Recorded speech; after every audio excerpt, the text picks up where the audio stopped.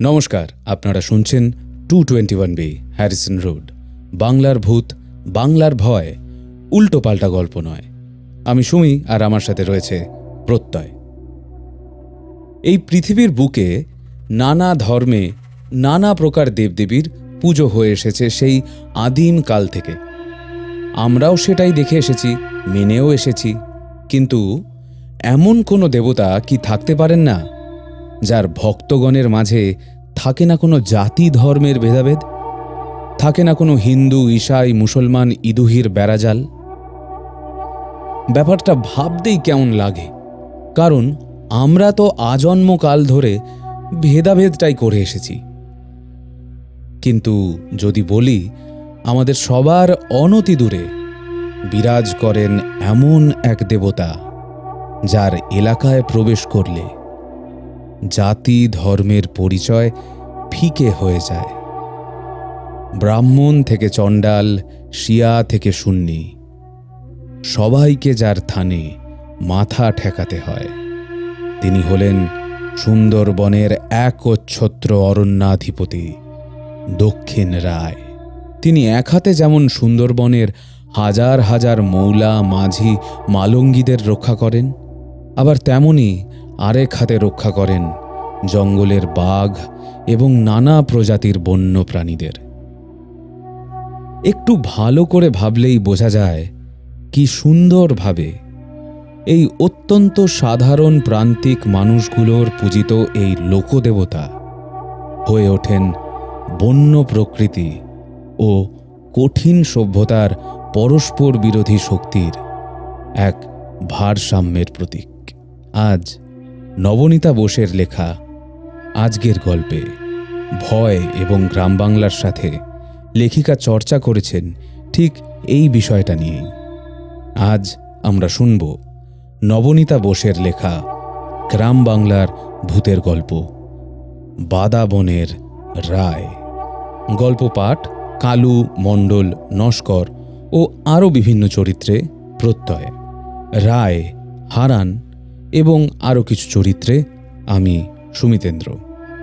এই গল্পটা নিয়ে আর বেশি কিছু না বলে শুরু করছি আমাদের আজকের পর্ব, নবনীতা বোসের লেখা বাদা বনের রায়।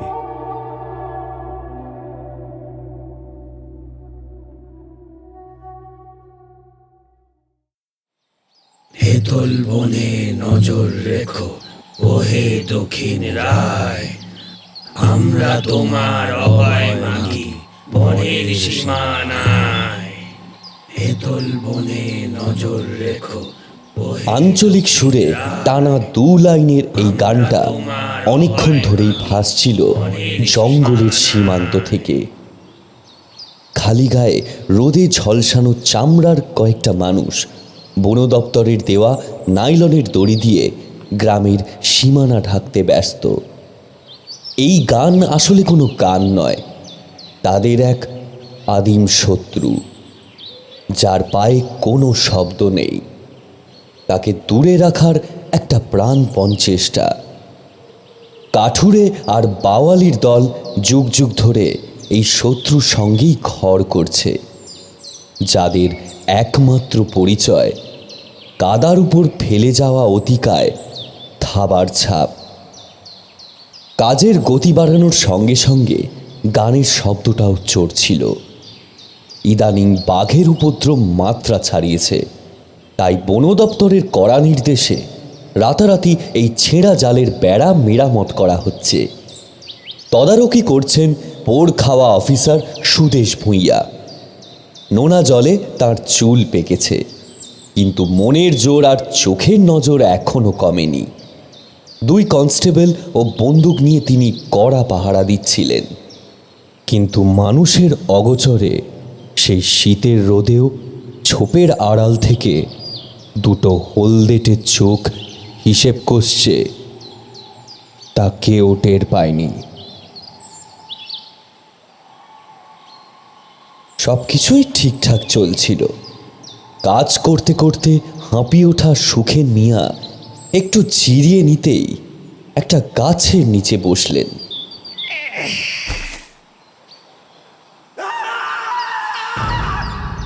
অমনি এক প্রবল আর্তনাদে বাতাস থমকে গেল। সেই চিৎকার এমন একটা হাড়হিম করা ভীতি ছিল যে উপস্থিত সবার বুক কেঁপে উঠল।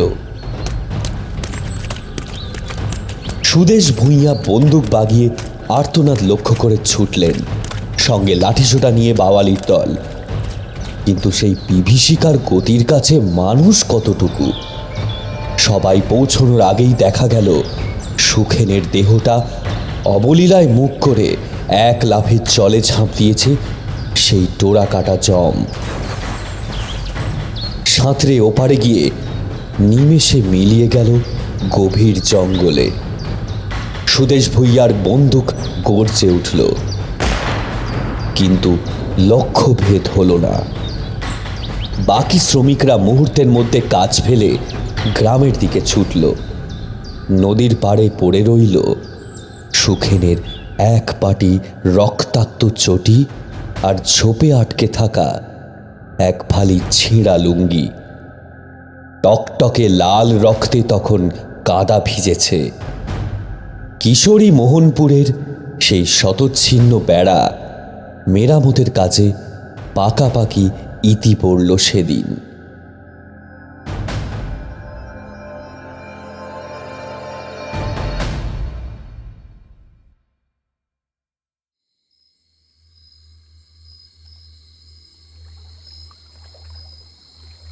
কুয়াশাচ্ছন্ন সুন্দরবনের বুক চিরে আসা নোনা জলের অবিরাম শব্দ আর শ্বাসমূলের জঙ্গল সব মিলিয়ে কিশোরী মোহনপুরের শেষ প্রান্তের কৈলাসপুর গ্রামটিতে এক আদিম নিস্তব্ধতা বিরাজ করে।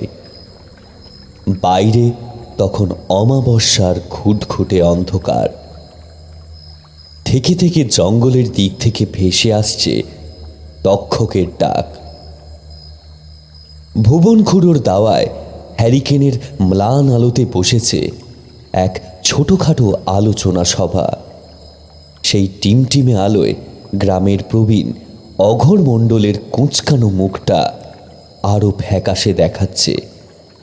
তিনি ভয় জড়ানো কণ্ঠে বলে উঠলেন, দেখো দেখি এ গ্রামে যা হাল হয়েছে তাতে ছেলে পুলে নিয়ে ঘর করাতায়। ওদিকে দিন দিন রায় মশাইয়ের রাজ্যে মাত্রা ছাড়িয়ে যাচ্ছে। পাশ থেকে দীর্ঘশ্বাস ফেলে সায় দিলেন আব্বাস গাজী।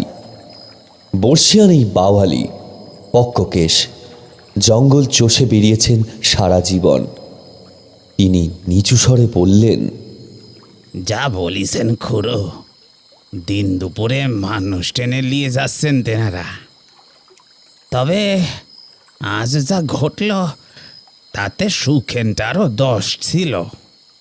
জানছে গ্রামের পরিস্থিতি কেমন তর, তার মধ্যে ওরকম সকলের থেকে আলাদা হয়ে জঙ্গলের ধারে পিঠ করে বসার কি দরকার ছিল গা? হ্যাঁ, মাথার পেছনের মুখোশখানাও নাকি খুলে রাখছিল। তাইলে বাঘ ওরে টানবে না তো কারে টানবে? আমি এই জল জঙ্গলে জন্মেছি খুড়ো, ওই বিপদ রে আমি হাড়ে হাড়ে চিনি। অঘোর মণ্ডল একটা দীর্ঘশ্বাস ছাড়লেন। হ্যারিকেনের শিখাটা হাওয়ায় কাঁপছে, যেন কোনো এক অশরীরীর উপস্থিতিতে শিউরে উঠছে আলোটা। তিনি বললেন, সবই বুঝলাম রে আব্বাস, কিন্তু আমার একটা কথা কদি কি, আমাদের দ্বারা এমন কি পাপ ঘটেছে যে দক্ষিণ রায়ের রোষ এই গরিব গ্রামের ওপর পড়ল? আমাদের তো এমনি কিছু করার নেই রে বা। কথাটা শেষ হতে না হতেই কান্নায় ভেঙে পড়ল নিবারণ নস্কর। আগের মাসে তার জোয়ান ছেলেটাকে বাঘে টেনে নিয়ে গেছে। ভগ্নস্বরে সে বলে উঠল, আমি কিছুই করতে পারলাম নি খুড়ো। এখনো ঘুমের মধ্যেই আমি ওর চিৎকার শুনতে পাই, ওই হারিম করা চিৎকার। বাবা গো কি হয়ে গেল। অঘোর মণ্ডল কিছু বললেন না, শুধু নিবারণের কাঁধে একটা সমবেদনার হাত রাখলেন। অঘোর মণ্ডলের চোখে মুখে এক রাশ হতাশা। তিনি বিড়বিড় করে বললেন, গ্রামে আজ অব্দি একটা হাসপাতাল বা স্কুল হয়নি। আজ দিলেই না মঞ্জুর হয়। বলে বাঘের উপদ্রবে ও গ্রামে কে যাবে? হ্যাঁ, গ্রামের ছেলেপুলোগুলো মুখই থেকে গেল রে। এতক্ষণ চুপ করেছিল হারান মাঝি। সে এবার বিচলিত কণ্ঠে বলে উঠল, না খুড়ো, চলো কাল একটিবার সকলে মিলে দক্ষিণ রায়ের ডাকি, নইলে আমরা আর বাঁচতে পারবো নি। বনবিবি আর দক্ষিণ রায় ছাড়া আমাদের এই বিপদ থেকে কেউ উদ্ধার করতে পারবেনি গো, কেউ উদ্ধার করতে পারবেনি। হ্যাঁ, কথাটা উপস্থিত সবার মনে ধরল।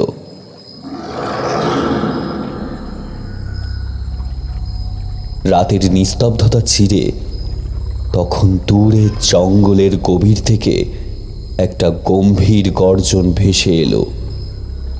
সবাই স্তব্ধ হয়ে গেল। স্থির হলো কাল সকালেই সবাই মিলে দক্ষিণ রায়ের থানে পুজো দিতে যাবে।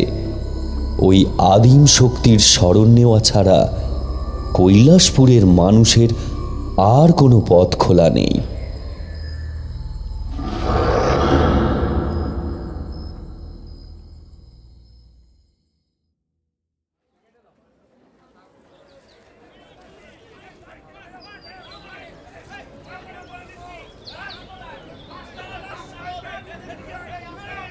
ওদিন সকাল সকাল গঞ্জের হাটে তুমুল শোরগোল।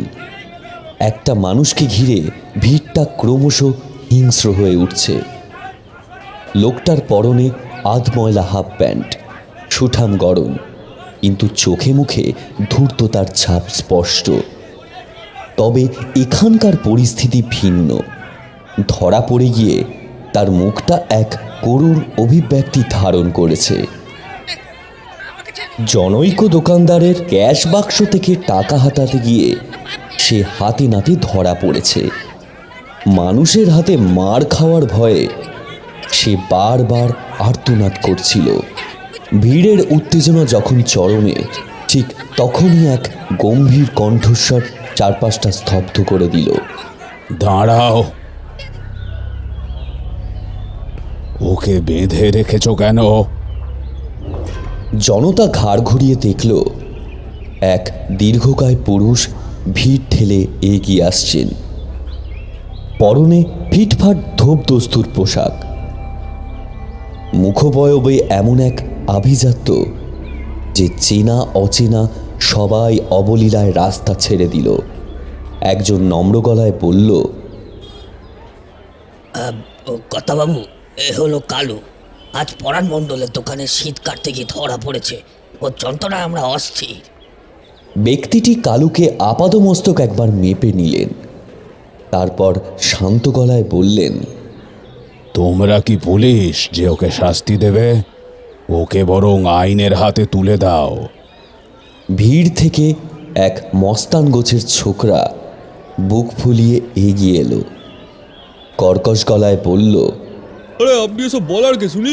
দেখে তো মনে হচ্ছে নতুন কথাটা শেষ করার সুযোগ পেল না সে। আগন্তুক সামান্য হাসলেন। আমি একজন শিকারী। ঠিকই ধরেছ, আমি এ তল্লাটে নতুন। কৈলাসপুর গ্রামে একটা বেড়া বানাতে হবে। আমাকে কাজটা দিয়েছে বন দপ্তর। শক্তিশালী কিছু লোক খুঁজছি, প্রচুর পারিশ্রমিক দেব। যাবে কেউ? কৈলাসপুরের নাম শুনতেই ছোকরাটা দমে গেল। থতমত খেয়ে বলল, না না, বাঘেটা রেখে যাবে। ও তো বাঘ নয়, অপশক্তি। লাগায় সে শিকারের হাড় অব্দি গিলে ফেলে, চিহ্নটুকুও রাখে না। এক বৃদ্ধ ভিড় থেকে বেরিয়ে সায় দিলেন। বাবু, ওখানে কেউ যাবে না, বড় অলিপ্ত জায়গা। আপনি ওই চিন্তা ত্যাগ করে ফিরে যান, প্রাণটা অন্তত বাঁচবে। আগন্তুকের চোখে মুখে মুহূর্তের জন্য হতাশা খেলে গেল। ঠিক তখনই কালো সুযোগটা নিল। সে কাঁপা কাঁপা গলায় বলল, বাবু আমার টেকার দরকার, আমি যাবো আপনার সাথে। বেড়াবাতার কাজে আমি একাই টেনে দেবো। শরীরে আমার খুব জোর, 4টে দিন সময় দিন শুধু, দেখবেন কেমন হরহর করে কাজ করি। আগন্তুকের ঠোঁটের কোণে একটা রহস্যময় হাসির রেখা ফুটে উঠল। তিনি ভিড়ের দিকে তাকিয়ে আদেশ দেওয়ার সুরে বললেন, সবাই শুনলে তো, ও যেতে চায়, এবার ওর বাঁধন খুলে দাও। কেউ একজন বাঁধন খুলতে এগোতেই পেছন থেকে একজন টিপ্পনি কাটল। হ্যাঁ হ্যাঁ, ওরে নিয়ে যান, ওইখানে ও বাঘের পেটে যাক, ওর পাপের ঠিকঠাক সাজা হবে আনে। কথাটা কালুর কানে যেতেই এক হিমশীতল আতঙ্ক তার মেরুদণ্ড দিয়ে বয়ে গেল। ধূর্ত চোখ দুটো মুহূর্তের জন্য কুঁকড়ে এলো। আগন্তুক তার দিকে তাকিয়ে জিজ্ঞাসা করলেন, তোমার নাম কি? সে ঢোক গিলে বলল, আগে আমার নাম কালু, মানে কালু কর্তাবাবু। আগন্তুক এবার তার চোখের ওপর গভীর ও স্থির দৃষ্টি রাখলেন। সেই দৃষ্টির এক অদ্ভুত ভার আছে। তিনি নিচু অথচ ধীর গলায় বললেন, কালু, ভয় পেও না। যদি সৎভাবে নিজের কাজ শেষ করতে পারো, তবে তোমার গায়ের একটা রোমও কেউ ছুঁতে পারবে না, তার গ্যারেন্টি আমার।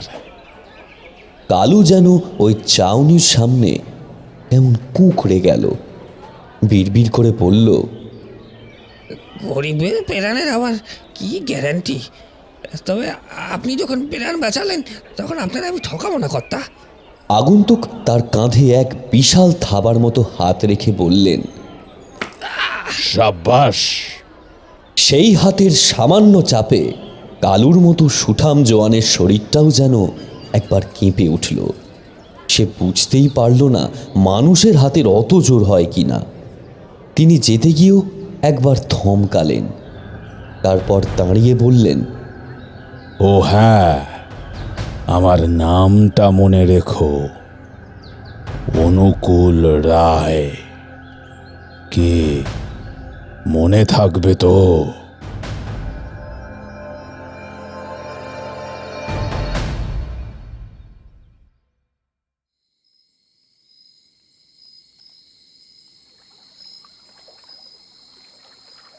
নদী পেরিয়ে যখন কালু অনুকূল রায়ের পিছু পিছু গ্রামে পা রাখল, তখন গোধূলি শেষ রেখাটাও মুছে গেছে।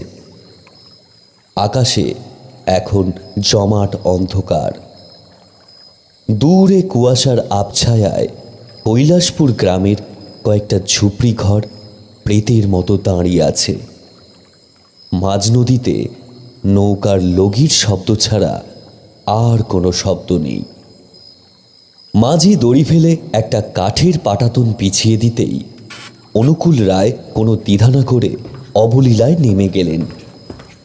কালু অবাক চোখে দেখল, এমন একজন পরিপাটি মানুষ এই জলার কাদা আর অসমান ঘাটে পা ফেলছেন, যেন কোনো শ্বেত পাথরের মেঝের ওপর দিয়ে হাঁটছেন। ঘাট থেকে নাক বরাবর একটা জঙ্গলে পথ ঢুকে গেছে ভেতরের দিকে। অনুকূল রায় সেই অন্ধকার সুড়ঙ্গ পথটাই ধরলেন। তার মুখে কোনো রা নেই। কালু বুক ডিপডিপানি চেপে তাকে অনুসরণ করছিল। পথটা যত এগোচ্ছে জঙ্গল যেন তত বেশি আষ্টে পৃষ্ঠে ঘিরে ধরছে। দুপাশে গড়ান আর কেওড়ার ডালপালার এমন নিরেট দেওয়াল যে বাতাসের প্রবেশও সেখানে নিষিদ্ধ। কালু বারবার হোঁচট খাচ্ছে, কিন্তু সামনে এগিয়ে যাওয়া মানুষটা যেন হাওয়ায় ভাসছেন। হঠাৎ কালুর পায়ের নিচে একটা শুকনো পাতা মচমচ করে উঠল। সে চমকে উঠে খেয়াল করল তার নিজের পায়ের শব্দ শোনা যাচ্ছে ঠিকই, কিন্তু সামনে এগিয়ে যাওয়া অনুকূল রায়ের পায়ের কোনো আওয়াজ নেই। জুতোর শব্দ তো দূরস্থান, এক বিন্দু ঘর্ষণের শব্দ বাতাস থেকে ভেসে আসছে না। যেন এক রক্ত মাংসের মানুষ নয়, ঠিক যেন বাঘের নিঃশব্দ পদক্ষেপ।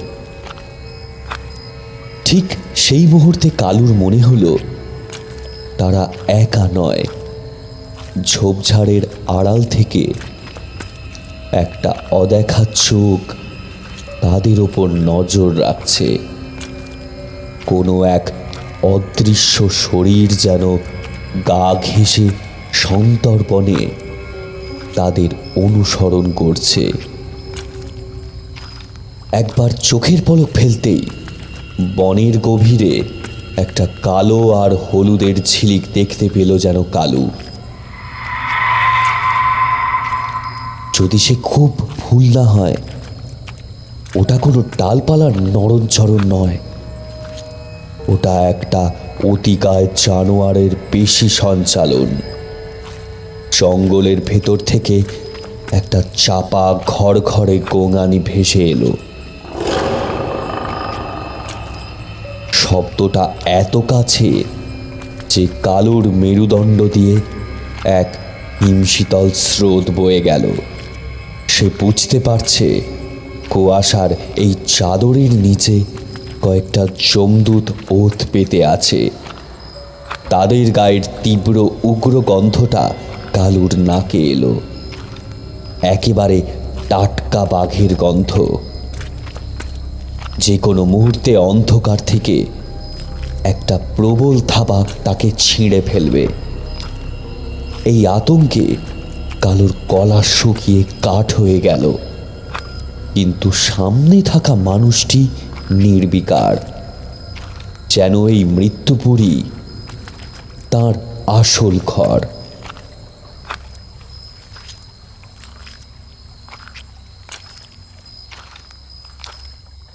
জঙ্গল পার করে যখন গ্রামের সীমান্তের নিচু ঝোপঝাড়ের সামনে এসে কালু থামল, তখন নিজের চোখকে তার বিশ্বাস হচ্ছিল না।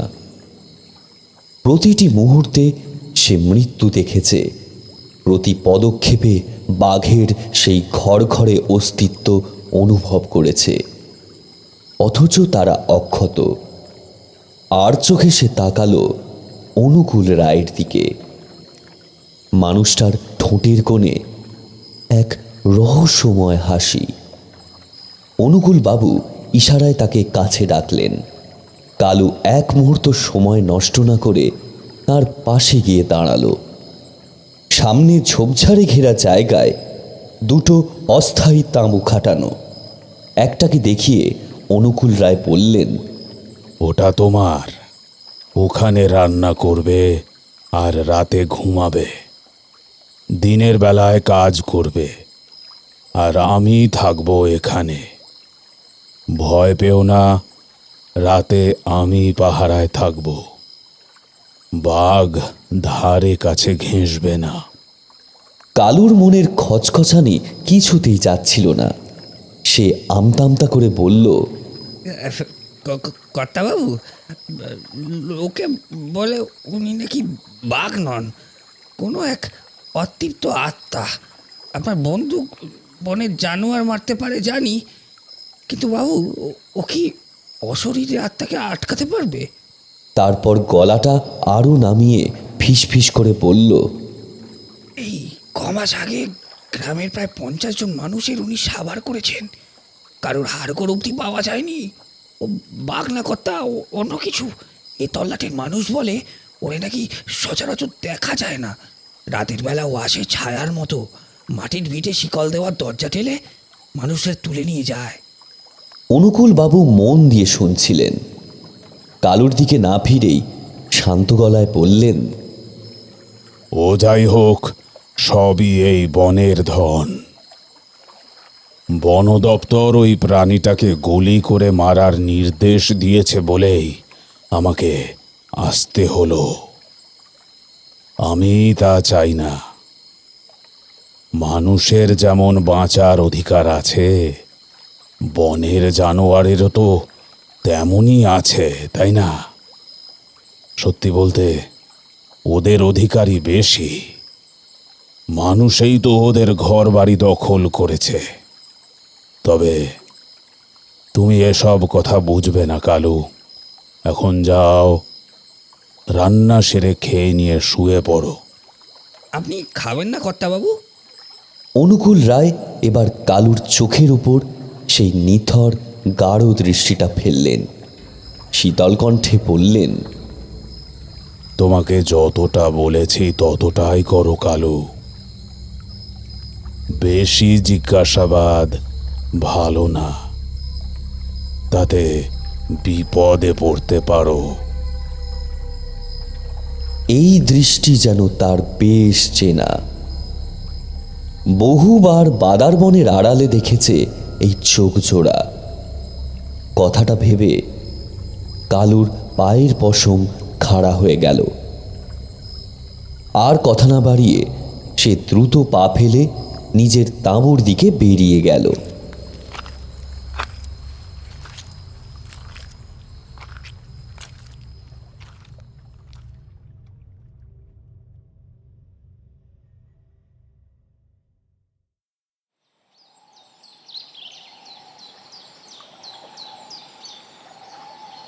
পরের দিন ভোর থেকেই কাজ শুরু হলো।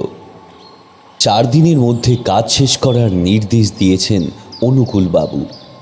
বিনিময়ে কালু যে পারিশ্রমিক পাবে তার অঙ্কটা নেহাত কম নয়। কাল রাতে এক মুহূর্তের অসাবধানতায় কালু দেখে ফেলেছিল অনুকূল রায়ের তাঁবুর ভেতরের দৃশ্য। কর্তাবাবু নিচে একটা বড় থলে পেতে বসে নোটের বান্ডিলগুলো গুছিয়ে রাখছিলেন। সেই দৃশ্য দেখা মাত্রই কালুর ভেতরে ঘুমিয়ে থাকা চোরটা ফণা তুলেছিল। মনে হয়েছিল এক ঝটকায় থলেটা হাতিয়ে নিয়ে এই নরক থেকে চম্পট দিতে পারলেই কেল্লা ফতে। চোরের ঘেন্না ভরা জীবনটা মুছে দিয়ে রাজার হালে থাকা যাবে। কিন্তু পরক্ষণেই অনুকূল রায়ের সেই শীতল চোখের কথা মনে আসতেই কালুর রক্ত হিম হয়ে গেল। লোভের সেই তীব্র দহন এক নিমেষেই ভস্মীভূত হয়েছিল এক আদিম আতঙ্কে। সে চুপচাপ নিজের তাঁবুতে ফিরে এসেছিল।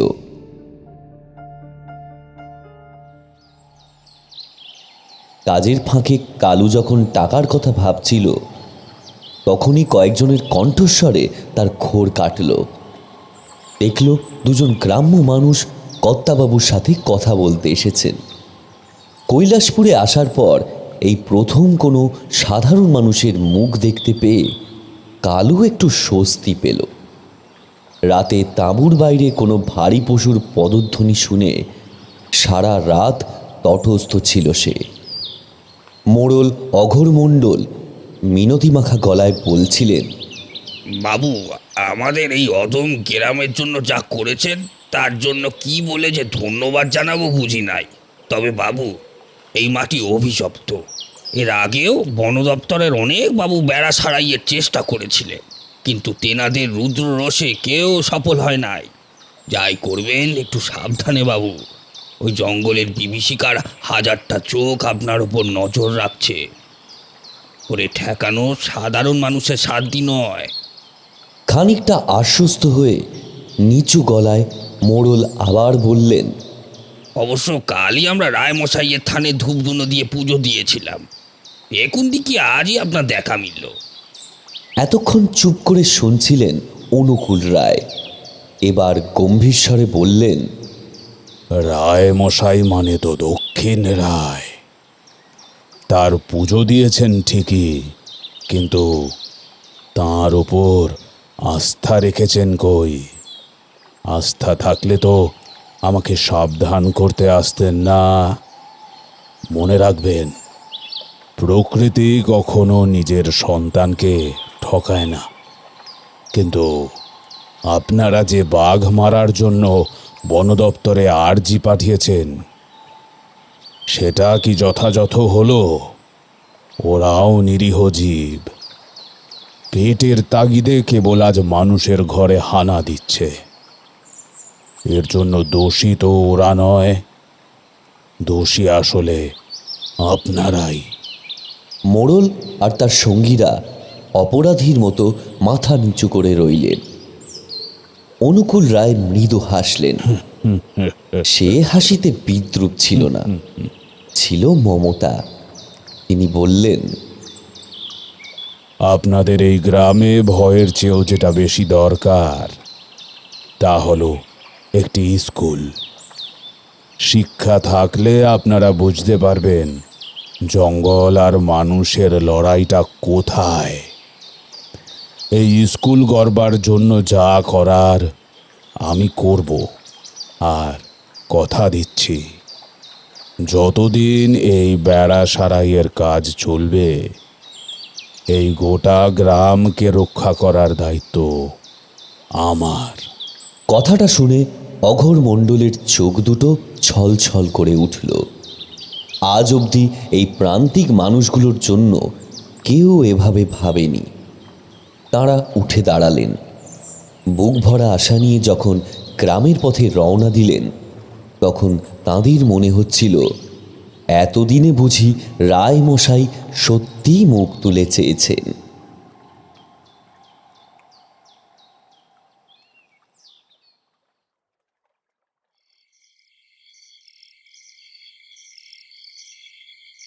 তিন দিন কেটে গেছে নির্ঝঞ্ঝাটে। কৈলাসপুর গ্রামের রায়মশাই যেন সত্যিই তাঁর কৃপা দৃষ্টি ঢেলেছিলেন। তাই খুবই আশ্চর্যজনকভাবে বাঘের হামলা এই 3 দিনে একবারও হয়নি। আজকেও রাতের খাবার শেষে অন্ধকার গ্রামটার দিকে একবার দৃষ্টি নিক্ষেপ করেছিল কালু।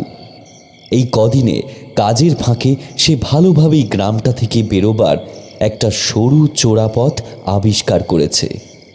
নিজের তাঁবুর ভেতরে বসে মনে মনে সারা পরিকল্পনাটা সাজিয়ে নিচ্ছিল সে। শেষ দিন পয়সা পাবার পর নিশ্চয়ই কর্তাবাবু তাকে রাতে যেতে দেবেন না, তবে সে রাতেই যাবে। যদিও সেটা একটু বিপজ্জনক হবে, কিন্তু তাও সে জীবনের এইটুকু ঝুঁকি নিতে রাজি আছে। সেদিন রাতে কর্তাবাবুর ঘুমাবার পর টাকার থলেটা চুপিসারে চুরি করে সোজা বেরিয়ে যাবে এই গ্রামের বাইরে। কথাটা মনে মনে ভেবে একবার কুটিল হাসি হাসল সে। কর্তাবাবু আমারে বড্ড ভরসা করে, নাহলে কি আর ওই টাকা ভর্তি থলেটাও ভাবে অযত্নে ফেলে রাখতে পারতেন।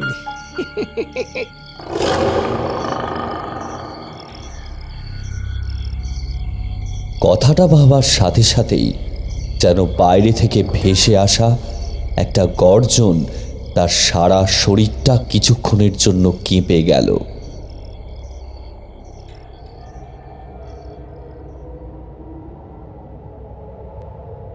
বাইরে এখন থমথমে নিস্তব্ধতা। একটা ঝিঁঝি পোকার ডাকও কানে আসছে না। সেই জমাট নিস্তব্ধতাকে খান খান করে দিয়ে হঠাৎ দূর থেকে ভেসে এলো একের পর এক হুঙ্কার। সতর্ক হলো কালু। এই রক্ত জলকারা ডাক সে চেনে। তেনারা আসছেন।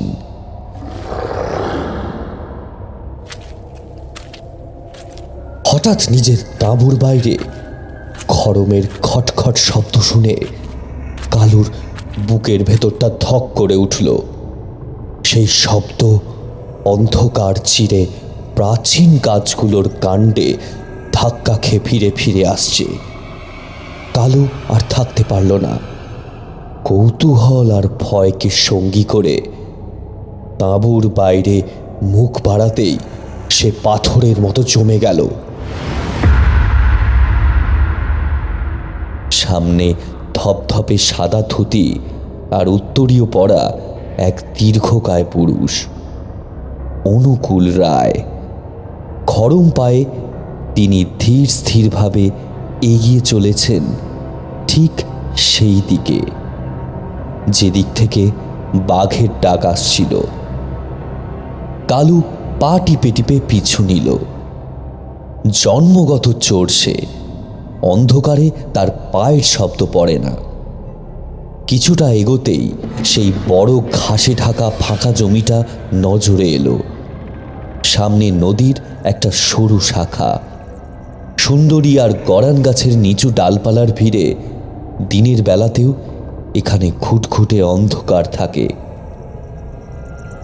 জায়গাটা বাঘেদের অবাধ বিচরণ ভূমি। অনুকূল রায় সেই জমির এক প্রান্তে উঁচু ঢিবির ওপর নির্বিকার চিত্তে বসে পড়লেন। কালু বিস্ময়ে বিমূঢ় হয়ে দেখল তার ঠোঁট নড়ছে। অস্পষ্ট স্বরে কি যেন বলছেন তিনি। কর্তাবাবুর স্থির দৃষ্টি নিবদ্ধ সামনের এক নিরেট অন্ধকারের ওপর। কালু সেদিকে তাকাতেই তার চোখের মনি স্থির হয়ে গেল। সামনের ঝোপঝাড়ের অন্ধকারটা যেন হঠাৎ জীবন্ত হয়ে নড়ে উঠল। বিশালাকার এক 4 পে যমদূত নিঃশব্দে দাঁড়িয়ে আছে সেখানে। জলজলে দুটো চোখ আগুনের ভাঁটার মতো জ্বলছে। অনুকূল রায় যেন সেই যমদূতকে কিছু আদেশ দিচ্ছেন। সেই আদেশ শুনে অন্ধকারের সেই অংশটা থেকে বারবার একটা চাপা গোঙানি ভেসে আসছে। মনে হচ্ছে এক অঘোষিত শক্তির সঙ্গে অন্য এক আদিম শক্তির কথোপকথন চলছে। কালুর শিরদাঁড়া দিয়ে এক হিমশীতল স্রোত বয়ে গেল। মানুষ তো এমনটা পারে না। তবে তবে কি ইনি? বেশ কিছুক্ষণ এই হাড় কাঁপানো দৃশ্য চলার পর সেই নিরেট অন্ধকার শরীরটা হঠাৎ পিছন ফিরল। তারপর এক নিমেষে মিলিয়ে গেল গভীর জঙ্গলের আঁধারে।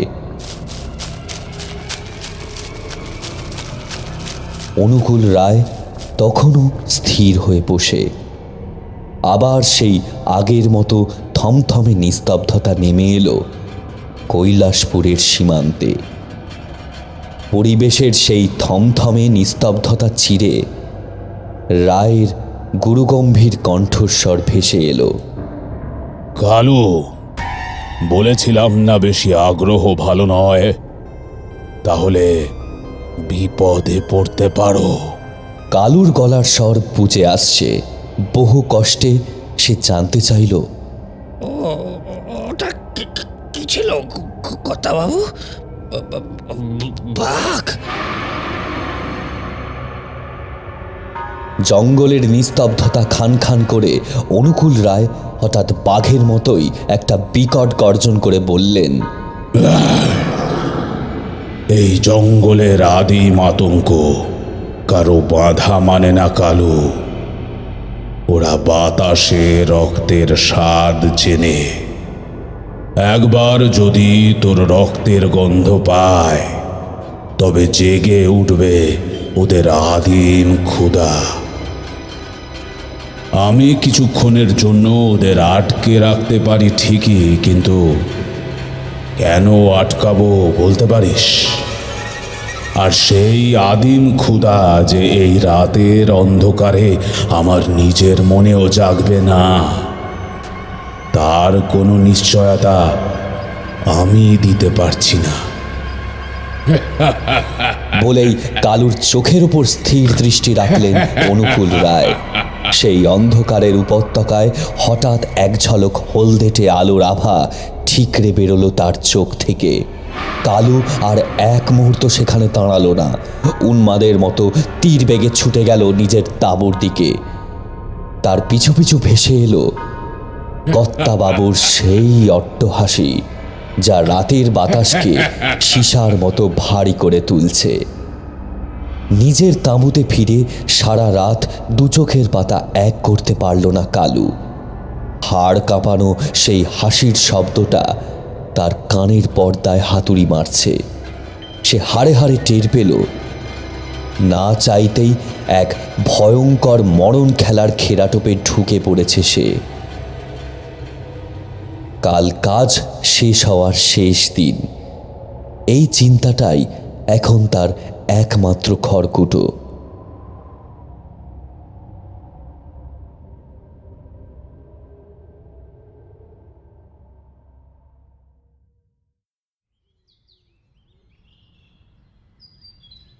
ভোর হতেই রাতের সেই বিভীষিকা কালুর মন থেকে ফিকে হতে শুরু করল। অনুকূল রায়ের তাঁবুর পাশ দিয়ে যাওয়ার সময় তার চোখ পড়ল টাকার থলেটার ওপর। সেই মুহূর্তেই সব ভয় উবে গিয়ে জেগে উঠল কালুর চিরকালীন লোভ।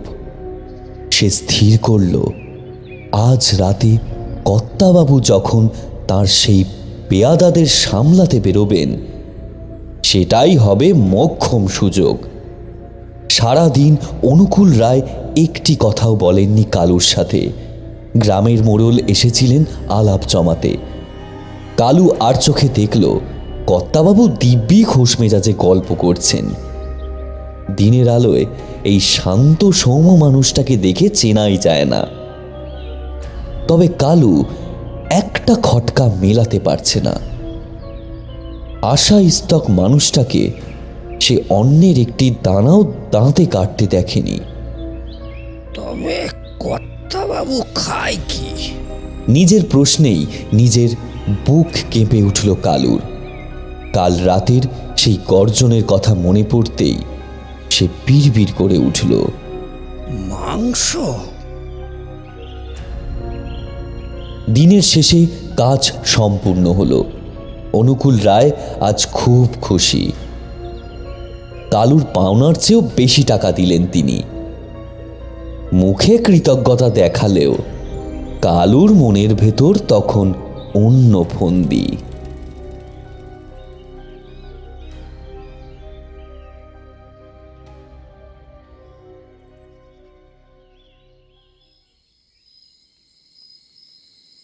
সন্ধ্যা নামলে অনুকূল রায় নিজের তাঁবুতে ঢোকার মুখে বললেন, কালু, তুমি তো তোমার পাওনা সব বুঝে নিলে।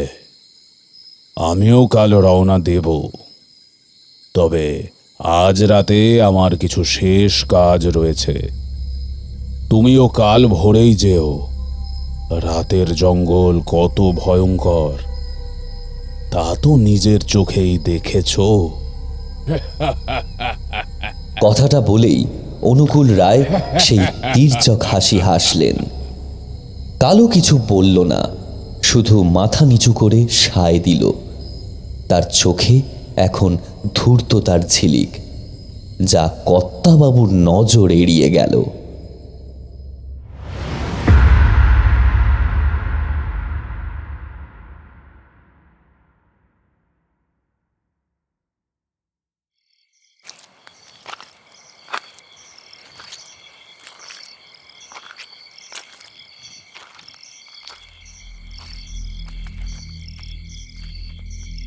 রাত্রি দ্বিপ্রহর। কালু নিজের তাঁবুতে টান টান হয়ে বসে। সেই খড়ম পায়ে চলার শব্দটা আজও তার তাঁবুর পাশ দিয়ে উধাও হয়ে গেছে। নিজের তাঁবু ছেড়ে কালু এবার ছায়ার মতো মিশে অনুকূল রায়ের তাঁবুতে প্রবেশ করল। ধীর হাতে টাকার থলেটা সে তুলে নিল। বেশ ভারী। কালু মনে মনে হাসল। ভিতরে অনেক মাল আছে।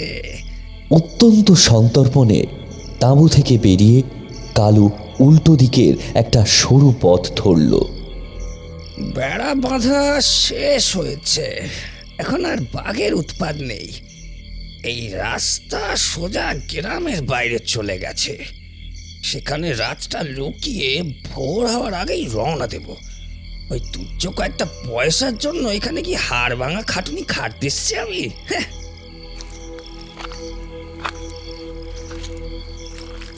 এগিয়ে চলল সে। গ্রামের নিস্তব্ধ রাস্তার আনাচে কানাচে যেন ওত পেতে আছে অশরীরীর দল। কালু আজন্ম চোর, এসব ভয় তার কাছে তুচ্ছ, কিন্তু তবু আজ বারবার মনে হচ্ছে সেদিনের মতো কেউ তাকে নিঃশব্দে অনুসরণ করছে। ঝোপের আড়ালে যেন কিছু একটা গা ঢাকা দিল। কালু একবার থমকে দাঁড়ালো, আর ঠিক তখনই তার কানের কাছে এক তপ্ত নিঃশ্বাস পড়ল। সেই গুরুগম্ভীর কণ্ঠস্বর ভেসে এলো। তুমি বড্ড হঠখারি কালু। বলেছিলাম না রাতে তাঁবুর বাইরে না যেতে? শুনলে না তো? কালুর পা দুটো মাটিতে গেঁথে গেল। পেছনে তাকাবার সাহস নেই, শুধু চোখটা তেরছা করে দেখল পাশে প্রকট হয়েছে কর্তাবাবুর সেই ভয়ঙ্কর মুখটা। অনুকূল রায় চিবিয়ে চিবিয়ে বললেন, তুমি ভাবলে বেড়া দেওয়া হয়ে গেছে, এখন আর কিসের ভয়?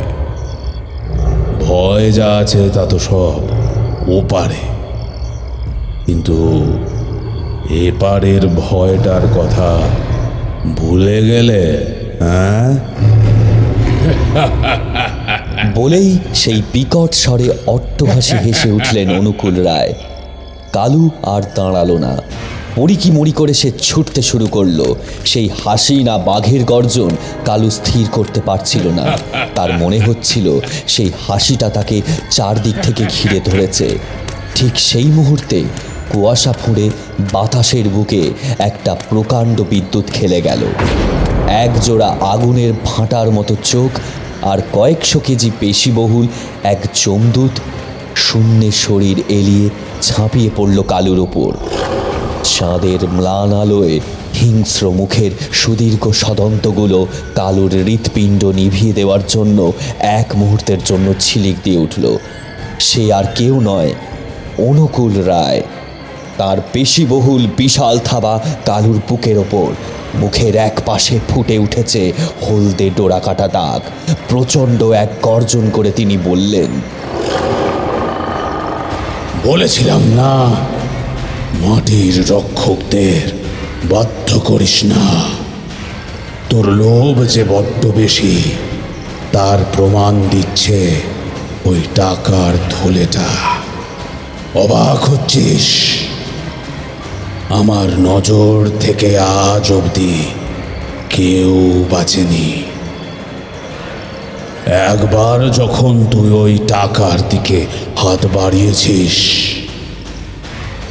তখন দক্ষিণ রায়ের নজর থেকে তুই 7 সমুদ্র 13 নদী পার হলেও নিস্তার পাবি না। হ্যাঁ, আমি এই জঙ্গলের রক্ষক, যে অনুকূল, সে দক্ষিণ রায়।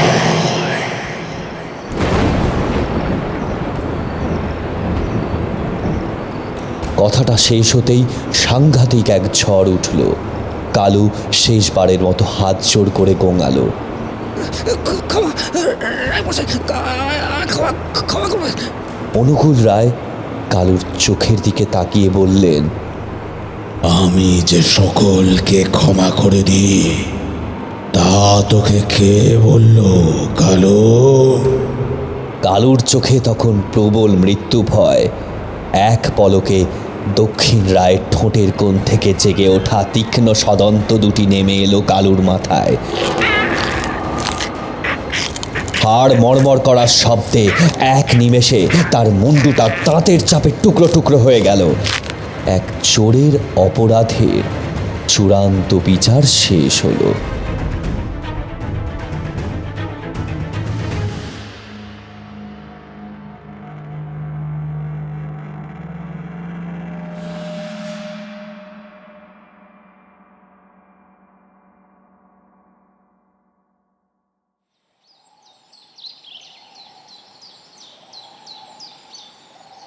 পরের দিন ভোরে বাড়ির দরজায় কড়াঘাত পড়তেই প্রমাদ গুনলেন অঘোর মণ্ডল। নিশ্চয়ই অনুকূল বাবু বা কালুর মৃতদেহ পড়ে আছে গ্রামের বাইরে, তাই খবর দিতে এসছে। আসি, খুলি, দরজা খুলি। কিন্তু দরজা খুলতেই তিনি অবাক হলেন। ভয় নয়, গ্রামবাসীদের চোখে মুখে এক অদ্ভুত উদ্দীপনা।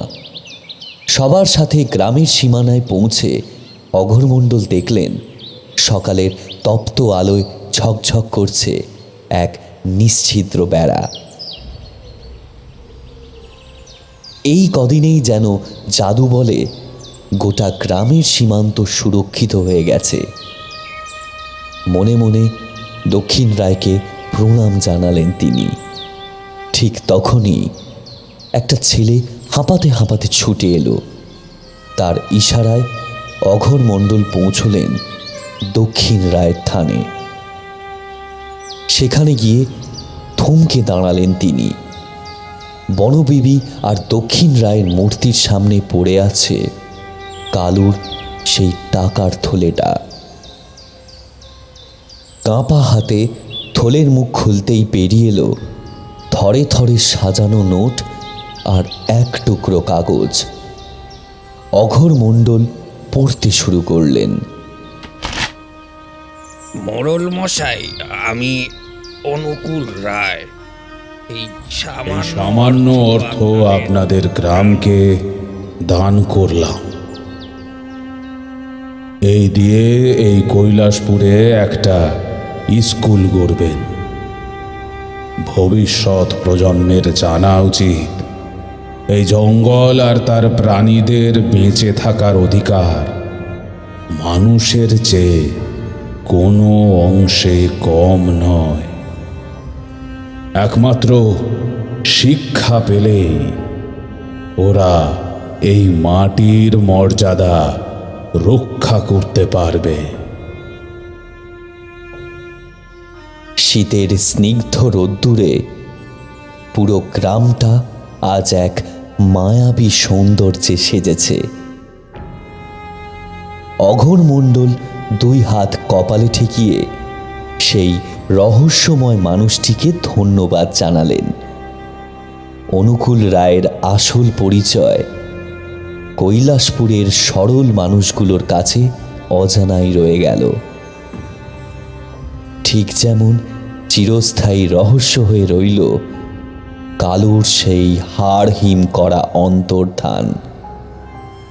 কেবল নোনা বাতাসের গন্ধে মাঝে মাঝে আজও ভেসে আসে এক অশরীরী বন্য ঘ্রাণ।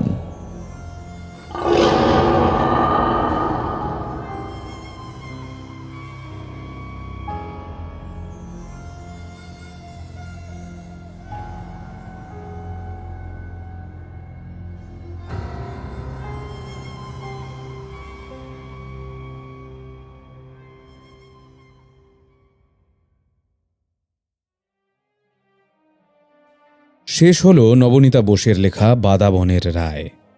গল্পটা কেমন লাগলো আমাদেরকে কিন্তু জানাতে ভুলবেন না। ভালো লাগলে খারাপ লাগলে অবভিয়াসলি কমেন্ট করে জানাবেন, এবং যদি পারেন গল্পটা একটু নিজের কাছের লোকেদের সাথে শেয়ার করে নেবেন। এই ভিডিওটা ভালো লাগলে লাইক ডিসলাইক বাটনের পাশে যে হাইপ অপশানটা আছে সেটা প্রেস করে এই ভিডিওটাকে হাইপ করতে ভুলবেন না। তাহলে চলে যাই আজকের আড্ডার পর্বে, দেখি কে কি বলছে।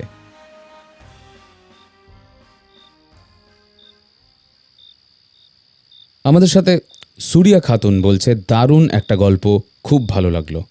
এই কমেন্টটা পড়েছে বুলবুল মাঝির বিপদ এই গল্পে। যারা শোনেননি তাদের ডেফিনেটলি বলবো একটু চ্যানেলটা খুঁজে গল্পটা ডেফিনেটলি শুনবেন, বা জাস্ট সার্চ করতে পারেন বুলবুল মাঝির বিপদ।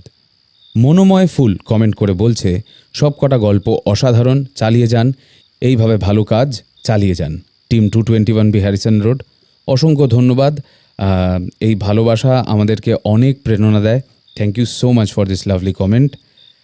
আমাদের সাথে বাংলাদেশ থেকে রয়েছে মাহি মাহবুবা, আমাদের সাথে রয়েছে অংশু নন্দী, বলছি দাদা মাঝে কিছু মান্থ শোনা হয়নি গল্প, তালদিঘি সিরিজের কি হলো, সিরিজটাকে খুব ভালোবাসতো সবাই। আমি আবারও বলছি, তালদিঘি সিরিজ খুব তাড়াতাড়ি এই বছরে কামব্যাক করবে, প্লিজ ডোন্ট ওয়ারি। আমি নিজেই ওটা লিখছি, একটু সময় চেয়ে নিচ্ছি সকলের কাছে। আমাদের সাথে রয়েছেন নন্দিতা মোদক। পুরুলিয়ার অন্ধকার রাত এই ভিডিওটাতে কমেন্ট করে সে বলছে যে দাদা, আপনাদের গল্পগুলো এত ভালো লাগে, আরও ভূতের ভালো ভালো গল্প শোনাবেন।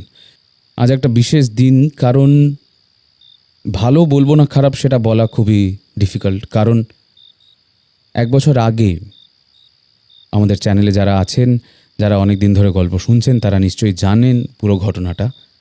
আজ থেকে 1 বছর আগে আমরা আমাদের চ্যানেলের এক অত্যন্ত প্রাণবন্ত সদস্যকে হারিয়েছিলাম। তিনি আর কেউ নন, আমাদের সবার প্রিয়, আমাদের সবার আপন সাগর কুমার পাঠক। সাগরবাবু আমার কাছে, প্রত্যয়ের কাছে ব্যক্তিগতভাবে, ব্যক্তিগত স্তরে বিশাল বড় এক অনুপ্রেরণা ছিলেন। ওনার সাথে পরিচয় হওয়ার পর থেকে উনি এতটা আমাদের দুজনকে ইন্সপায়ার করে গেছেন, এতটা আমাদের পাশে দাঁড়িয়ে এসছেন, তার এমন আকস্মিক চলে যাওয়াটা আমরা কোনোভাবেই মেনে নিতে পারিনি কখনো। আজকের দিনেও দাঁড়িয়ে স্টুডিওতে যখন ওনার ফটোটা দেখি, তখন কোথাও একটা শূন্যতা বোধ করি নিজেদের মধ্যে। তবে যে কটা মাস উনি আমাদের সাথে ছিলেন, যেই এই জীবনের এত লম্বা সময়ের মধ্যে যে কটা দিন, যে কটা মাস, খুব অল্প সময় উনি আমাদের সাথে কাটিয়েছেন, তবে যে কটা মুহূর্ত উনি কাটিয়ে গেছেন আমাদের সাথে, তার মধ্যে থেকেই উনি আমাদেরকে এত হাসি ঠাট্টার মাঝে এত ভালো শিক্ষা দিয়ে গেছেন, এত ভালোভাবে উনি আমাদেরকে হাল না ছেড়ে দেওয়ার কথা বুঝিয়েছেন, সবার সাথে হাসতে, সবার সাথে মজা করতে শিখিয়েছেন। এই শিক্ষা বোধহয় মানুষের মা বাবা, মানুষের শিক্ষকরাও দিতে পারেন না। এমন মানুষ, সাগরবাবুর মতো এরকম মানুষ খুব বন্ধুভাগ্য, সঙ্গভাগ্য ভালো থাকলে জীবনে পাওয়া যায়। ওনাকে যেটুকু সময়ের জন্য আমরা আমাদের জীবনে পেয়েছিলাম, সেইটুকুর জন্য আমরা দুজনেই নিজেদের খুব অত্যন্ত ধন্য মনে করি। খুব ক্লোজ ছিলেন উনি আমার সাথে, প্রত্যয়ের সাথে, আমাদের আরেকজন লেখিকা এবং আমাদের আরেকজন খুব ক্লোজ সদস্য পারমিতাদির সাথে। পারমিতাদি খুব শকড হয়ে গেছিল খবরটা শুনে, কারণ পারমিতাদি নিজেও খুব ভাইব্রেন্ট একটা পার্সোনালিটি। সাগরবাবুর সাথেও আমাদের মাধ্যমেই পারমিতাদির পরিচয় হয়েছিল। কিন্তু পারমিতাদি একটা কথা বলেছিল যেটা এখনও মনে পড়ে। পারমিতাদি বলতো যে দেখিস কোথাও যায়নি, যে যা লোক ও দেখবি কোন বটগাছের তলায়, বটগাছের ডালে বসে আমাদের জন্য সিট বুক করে রাখবে, আমরা যখন যাব তখন গিয়ে দেখা হবে। আর সত্যি বলতে নেই, আমরাও এটাই বিশ্বাস করি যে উনি আমাদের আশেপাশেই আছেন। হয়তো দেখা হচ্ছে না, কথা হচ্ছে না, খুব তাড়াতাড়ি হয়তো একদিন যখন এই চ্যাপ্টার আমাদের জীবনেও শেষ হবে, তখন নিশ্চয়ই সাগরবাবুর সাথে দেখা হবে। আর কি বলবো, মানে একটা ওয়াইল্ড, একটা আনবাউন্ড, একটা ফ্রি স্পিরিট ছিলেন সাগরবাবু। আর ওনার সংস্পর্শে যারা এসছেন, আমি, প্রত্যয়, পারমিতাদি, আমাদের বন্ধু, আমাদের ভয়েস অ্যাক্টর আদিত্যর বউ, আমার ওয়াইফ, আমরা সবাই যারা ওনার সংস্পর্শে এসেছি, সবাই খুব একটা ধাক্কা খেয়েছিলাম সেই দিন, 1 বছর আগের এই দিনটাতে। সেই সময়টার কথা মনে পড়লে খুবই খারাপ লাগে। বাট সাগরবাবু যেরকম আমাদের হাসতে শিখিয়ে গেছেন, তেমন আর কেউ পারবে না এই জীবনে, এইটা গ্যারান্টি দিয়ে বলতে পারি। সাগরবাবুর একটা খুব ফেমাস ডায়ালগ ছিল, ওনাকে যখন এই স্টেশনে বা জিটি রোডে ছেড়ে আসতাম আমাদের বাড়ি, আমাদের স্টুডিও থেকে, উনি খালি বলতেন, দেখো আমি হচ্ছে 3 ব, প্রথম ব হচ্ছে বামুন, দ্বিতীয় ব হচ্ছে বাঙাল, তৃতীয় ব হচ্ছে বেটে। বলছে আমার গাটে গাটে বুদ্ধি, আমার সাথে কেউ পেরে উঠবে না যদি আমি কাউকে টাইট দেওয়ার চেষ্টা করি। এবং সত্যি উনি ওরকম একটা ক্যারেক্টার ছিলেন না, ভাইব্রেন্ট, লাইভলি একটা ক্যারেক্টার, কোনো বাউন্ডেশন ছিল না ওনার। এত ভালো উনি একটা পার্সোনালিটি ছিলেন, মানে ওনার ফ্যামিলির সবাই এত লাকি ওনার মতো একটা মানুষকে পেয়ে, মানে আমারই ঈর্ষা হয়। একদিন আগে সাগরবাবুর অ্যাকাউন্ট থেকেই একটা কমেন্ট করেছেন কাকিমা, মানে সাগরবাবুর স্ত্রী। কমেন্টটা আমি পড়ছি। কাকিমা লিখছেন, ছুটির দিনগুলোতে তোমাদের কাছে চলে যেত ও নিজের শারীরিক সমস্যাকে দূরে রেখে আনন্দ করে বাঁচতে ভালোবাসতো। ও কোথাও যায়নি, আমাদের মধ্যেই বেঁচে আছে। ও এইভাবেই শান্তিতে থাক, ভালো থাক, ঈশ্বরের কাছে এই কামনা করি। আমার সাথে কাকিমার কেবল একদিন দেখা হয়েছিল। সাগরবাবুর বাড়িতে সাগরবাবুর স্ত্রী আছেন, মানে কাকিমা রয়েছেন, সাগরবাবুর ছেলে, বড় ছেলে রয়েছেন, ছোট্ট একটি মেয়ে রয়েছেন। খুব খারাপ একটা দিনে তাদের সাথে আমাদের সবার প্রথমবার দেখা হয়েছিল, যেদিনকে আমরা প্রথমবার ওনার বাড়ি গেছিলাম। সেই দিনটার পর সত্যি কথা আমরা জানি না কেন ওনাদের বাড়ি আর কোনো দিন যেতে পারিনি, ওনাদের সাথে যোগাযোগ করতে পারিনি। একদম বুকে হাত রেখে সত্যি কথা বলছি। মানে একদিনের পরিচয় এবং এমন দুর্ভাগ্যজনক মুহূর্তে পরিচয়, আলাপ, কিন্তু তাও যেন মনে হয়েছিল লোকগুলো খুব কাছের, কারণ একই দুঃখ আমরা সবাই ভাগ করে নিয়েছিলাম সেদিনকে। একই দুঃখ বলাটা এই ক্ষেত্রে আমার খুবই ভুল হলো, তার কারণ ওনারা যেই কষ্টটা পেয়েছেন তার বোধহয় সিকিভাগও আমরা পাইনি। আমরা যতই কষ্ট পেয়ে থাকি, বাড়ির লোক, নিজের স্ত্রী, নিজের ছেলে মেয়ে, সেই দুঃখ হয়তো আমরা পাইনি, আমরা হয়তো বলে বোঝানো যাবেই না সেইটা, কিন্তু তাও এতটা কাছের হয়ে গেছিলো ওই কটা মানুষ। কিন্তু আমি আর প্রত্যয়, আদিত্য আমরা ভেবেছিলাম যাব, কিন্তু আমরা গিয়ে উঠতে পারিনি কোনো দিন। আজ 17ই মার্চ, আজ 1 বছর হলো উনি আমাদেরকে ছেড়ে চলে গেছেন। সাগরবাবু, আপনি যেখানেই থাকবেন খুব ভালো থাকবেন। আপনি আমাদের গুরু ছিলেন পুরো, খুব মিস করি। এত এনার্জেটিক একটা লোক ছিল যে উনি কোভিডের সময় খুব অসুস্থ হয়ে পড়েছিলেন। আমাদেরকে বলেছিলেন যে জানো আমার খালি 23% লাংস কাজ করছে কোভিডের পর। আমি একদম বুড়ো আঙ্গুল দেখিয়ে এসব করে বেড়াচ্ছি। মানে এত লাইভলি ছিল, মানে উনি এত লাইভলি ছিলেন উনি, মানে অফিস যেতেন, অফিস থেকে এসে রামকৃষ্ণ মিশনে পড়াতেন, তাও একদম চ্যারিটেবলি কাজটা করতেন। তারপরে বা তার আগে স্টুডিওতে এসে রেকর্ডিং করতেন, আবার রাতে গিয়ে বাড়িতে গিয়ে গল্প নিয়ে বসতেন। মানে সারাক্ষণ লোকটা কাজের মধ্যে ডুবে থাকতে পারতো এবং ফুল এনার্জি নিয়ে। ওনার মুখে কোনোদিন শুনিনি আরে আর বলো না কি ক্লান্ত লাগছে, টায়ার্ড লাগছে, যেটা আমাদের এখনকার দিনে খুব একটা এপিডেমিক হয়ে গেছে সবার মুখে। লোকে শুয়ে শুয়ে সোশ্যাল মিডিয়া স্ক্রল করে, তাও বলে যে আরে আর পাচ্ছি না রে, সময় নেই রে, কি ক্লান্ত লাগছে। বাট পুরো অপোজিট একটা ক্যারেক্টার ছিলেন, মানে এই যুগে সবার কাছে একটা এক্সাম্পল ছিলেন তিনি। আর কথা যদি বলতে থাকি আমি সাগরবাবুকে নিয়ে শেষ করতে পারবো না, কিন্তু আমি আজকে এখানেই শেষ করছি সাগরবাবুর কথাটা।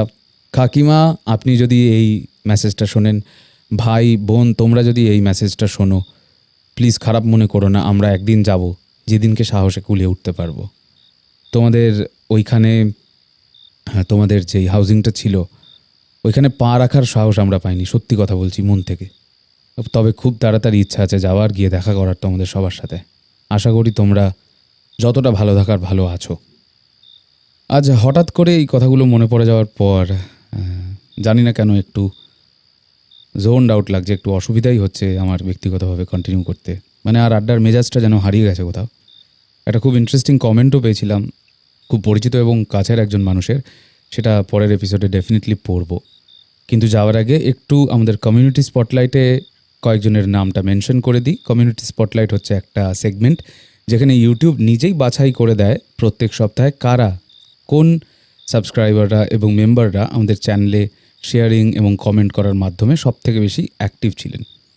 তো এই সপ্তাহে কমিউনিটি স্পটলাইট পড়েছে সুদীপ চক্রবর্তী, রিয়া দাস, জয়মাল্য গুহ, মেমোরিজ প্রিজার্ভড আমাদের মেম্বার, পল্লবী রয়, জাবির, জয়শ্রী বিশ্বাস, জয় মুখার্জি, মেহনাজ আফরিন, সুচিত্রা সাধুকান, অনিক চক্রবর্তী, মানস জানা, অক্ষয় ব্যানার্জি এবং আমাদের মেম্বার শর্মিষ্ঠা সেনগুপ্তর ওপর।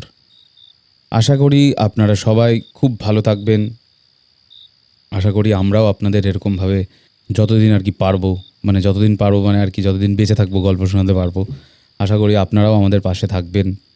অলরেডি অনেক কমেন্ট পড়ে দেখি যে আমরা অনেকের জীবনেরই